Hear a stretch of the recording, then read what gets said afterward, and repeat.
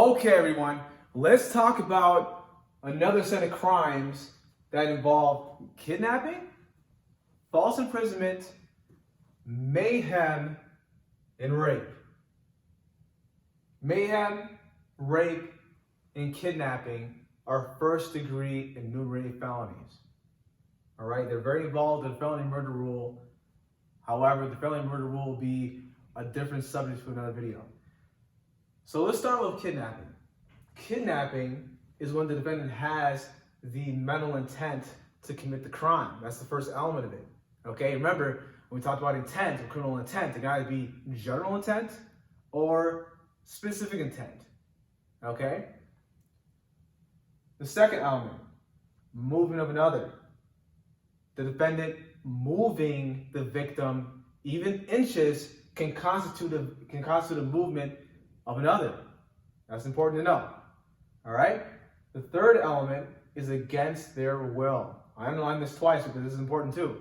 This must be against the victim's will. The victim cannot actually give consent. If there's no consent given, it is against their will because the defendant is moving the person by depriving them from their freedom. That's the key thing of kidnapping. But proving all three elements here are very important in order to make the defendant culpable of committing that act. Let's move on to false imprisonment.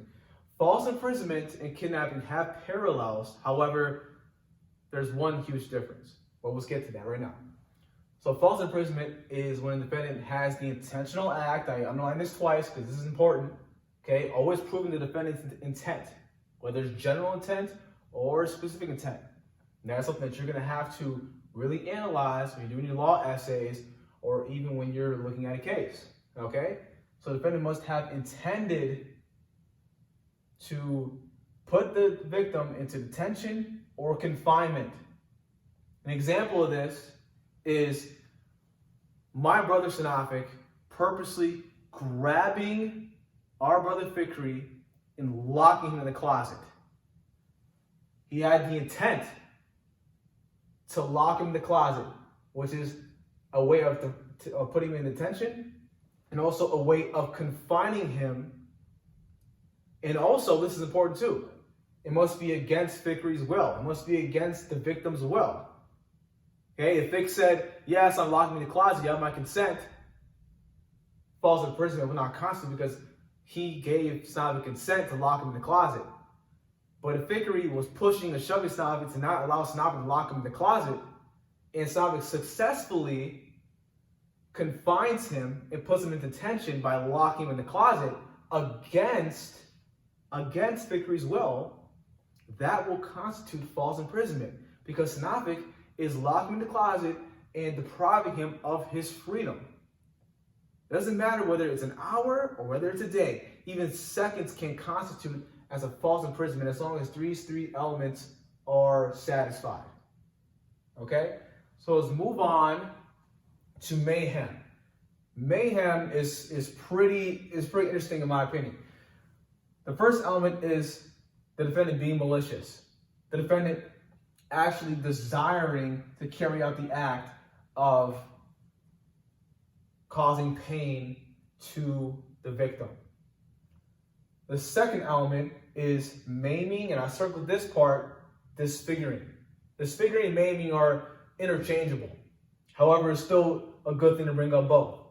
Disfiguring and maiming means cutting off someone's arm. Okay? Let's just say my friend Israel gets a chainsaw and he cuts off Wade's arm. That constitutes the malicious disfiguring of another. That's what these two elements mean. That's what mayhem means. Cutting off someone's tongue, someone's ears, someone's legs. Cutting off a member of one's body constitutes what mayhem means. Okay? Because you are disfiguring that part of their body.